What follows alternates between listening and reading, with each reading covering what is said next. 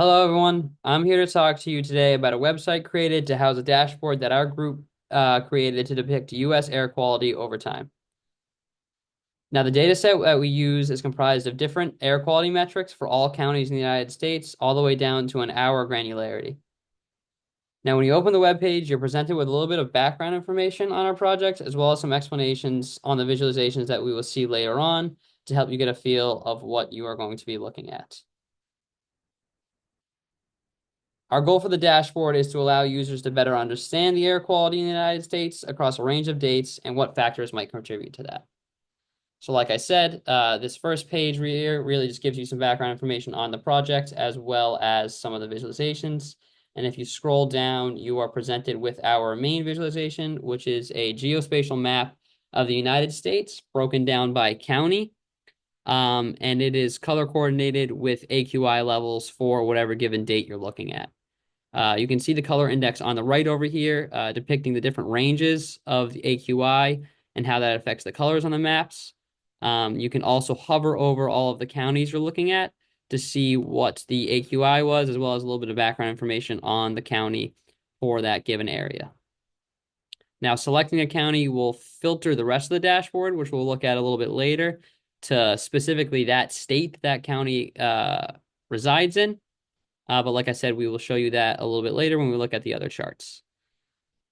On the right here, you can see our date slider, which you can move around to see different dates over the span of a couple of years. Right now, we're looking at June 3rd of 2024. But by just selecting anywhere on the slider, it will update the date based on what you have selected. So if you have a specific incident in mind, such as like California wildfires, we've seen to have a significant impact on AQI across the country, and that kind of spreads throughout the different days that come after it. You can hone in on that specific feature you want there. If you also don't want to scrub based on a daily value, you can use these arrows here to jump different increments on different weekly increments rather than having to do day by day. Now, moving on to the next one, as I said, the dashboard's pretty interactive. So actually, I'll jump to the chart first. The next chart that we're looking at is the plot of daily air quality against mean air quality. And what this does is it breaks the country down to different regions. And within those regions, you can see all of the states within it. And it gives you the average AQI for that state across all of its counties, represented by the dots for that given day that you're currently filtered to, with the line beneath it being the mean for that state. So you can see what that date is giving you, or what that date is looking like compared to the mean for the state, as well as giving you the overall plus values or minus values for what you're looking at. Within this chart, you can filter for specific regions. So if we select Midwest, you can go up to the above geospatial chart and see that the Midwest is specifically highlighted. By unselecting that, it will bring everything back out for the overall scale. And like I said before, everything is interactive. So by selecting a county, say in California, it'll filter this chart as well as the other charts we're looking at to specifically that state itself. Now, scrolling down, we can look at a few other charts that we have. And these are intended to help you see the relationship on different factors that we felt might have had a play into average AQI. The first one being the plot of air quality against population per state. So on the x-axis, you see the average population of the state with the average AQI on the y-axis.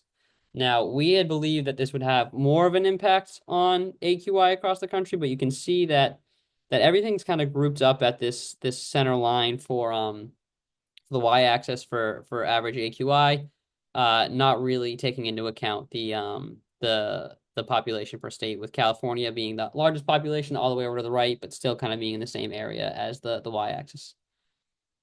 The next chart here is the plot of air quality against the mean temperature per state, another area where we thought might have an impact. Whereas you can see that the average temperature is pretty evenly distributed across the x-axis, but it's all kind of clumped together on that hovering around the 40 AQI for average AQI across the country. This is also interactable. You can select specific states if you'd like to only highlight that, and so on. And hovering over will give you all that specific AQI information as well as the specific date you're looking at.